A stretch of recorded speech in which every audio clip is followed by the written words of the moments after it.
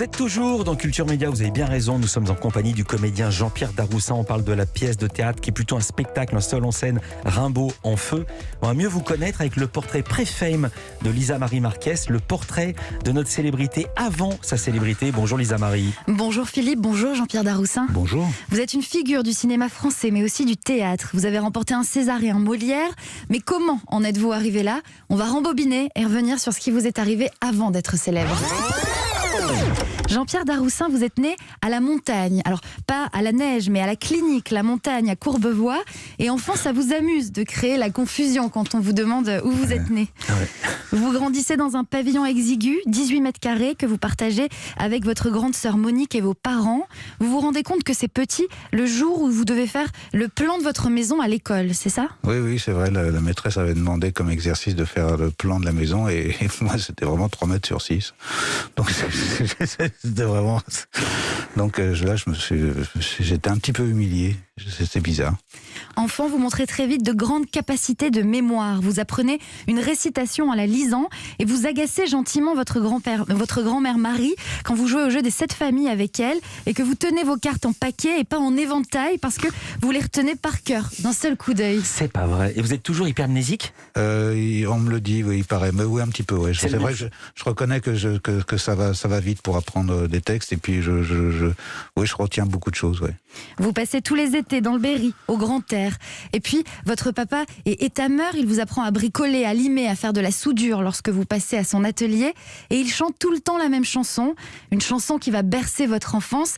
C'est Le Temps des cerises d'Yves Montand. Quand nous chanterons le temps des cerises et gai rossignol et merle moqueur seront tous en fête.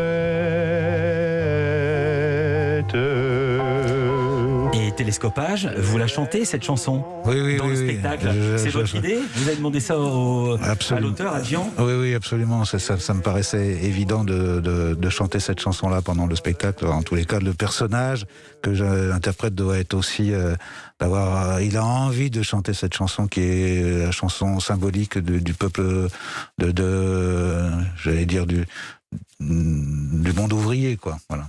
Jean-Pierre Daroussin, vous découvrez le théâtre à l'école avec Madame Luquet, votre institutrice, qui vous fait travailler le malade imaginaire. Vous jouez le rôle d'Argan. Vous avez le sens du costume. Vous prenez votre robe de chambre à la maison pour rentrer dans la peau du personnage. C'est votre premier contact avec le théâtre. Vous continuez à la MJC de Courbevoie. Vous jouez par exemple dans la pièce Poivre de Cayenne à 14 ans avec cette réplique que vous répétez en boucle, casser des cailloux. Jean-Pierre Daroussin, à 17 ans, sans passer votre bac, vous vous émancipez et vous quittez la maison familiale pour vous installer avec des copains dans un pavillon à Colombes. Votre papa passe le soir pour s'assurer que tout va bien. Vous travaillez un temps avec lui dans son atelier, puis vous vous retrouvez dans un bureau à La Défense pour gagner votre vie.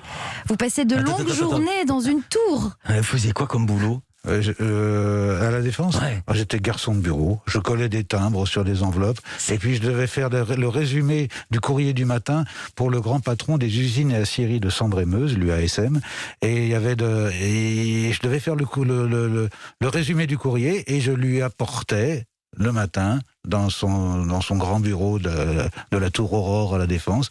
Je lui apportais mon résumé tous les matins du courrier. Voilà. Incroyable. Après ces journées à coller des timbres, vous retrouvez votre colocation et la vie en communauté se passe bien. C'est un peu la maison du bonheur. Vous hébergez les copains, parfois des américaines dans le salon. Ça joue de la musique rock dans la cave et vous prenez même le micro pour chanter parfois.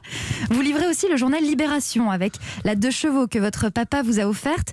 Un jour, pas offert, j'ai travaillé pour me la payer. Pour la payer. Oui, ça, vous avez dû avoir des sources un peu... Il y a eu quelqu'un chez Citroën. C'est ça. Mais un jour, vous vous encastrez dans la laverie à l'angle de la rue de Trévis et la rue Richer à Paris avec cette 2 chevaux que vous étiez payé. Oui, voilà, c'était comme on faisait la livraison du journal Libération la nuit pour les différents points de presse, l'AFP, les gens se reterrent, les machins, tout ça, fallait et j'allais chercher le journal à l'imprimerie à Bondy. C'est comme ça d'ailleurs que j'ai vu le premier numéro sortir sur l'imprimerie. J'étais là le jour. C'est pas vrai. Le numéro 1 de Libé. Le numéro 1 de Libé. Le Libé original avec Jean-Paul Sartre. Voilà, c'est ça. D'ailleurs, c'était pareil, comme pour le patron de l'UASM. J'allais apporter le journal à rue de Lorraine à Jean-Paul Sartre. C'est-à-dire je tapais à la porte, j'attendais de savoir s'il me dit j'entendais oui ou pas ou quoi que ce soit, et je lui tendais l'épreuve du journal. Mais Jean-Pierre Daroussin, vous avez surtout envie de devenir acteur. Et votre papa Paul vous dit que si vous voulez vraiment le faire, il faut le faire sérieusement. Alors vous vous installez à Paris, vous vous inscrivez au cours Florent, puis l'école de la rue Blanche. Vous intégrez le conservatoire. Vous obtenez quelques rôles au cinéma à sa sortie, mais surtout vous intégrez la troupe du Chapeau Rouge, avec entre autres Catherine Fro et le metteur en scène Pierre Pradinas. Vous partez en tournée en France, parfois même à l'étranger, comme en Pologne, où vous remportez là-bas un concours de questions de culture générale entre les membres de la troupe. Et le trophée que vous gagnez, c'est un bugle, un instrument de musique, une sorte de trompette. Après cette période, lorsque la troupe se sépare et alors que le cinéma vous tend les bras, vous décidez du jour au lendemain de quitter Paris et cette vie de comédien pour vous installer à la campagne et devenir instituteur.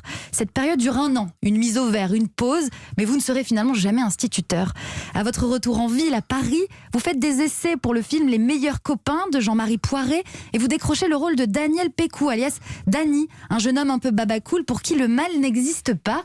Votre réplique Quoi, il n'y a pas mort d'homme devient culte. Mais vous n'allez pas vous spécialiser dans les rôles de pitre, Jean-Pierre Daroussin.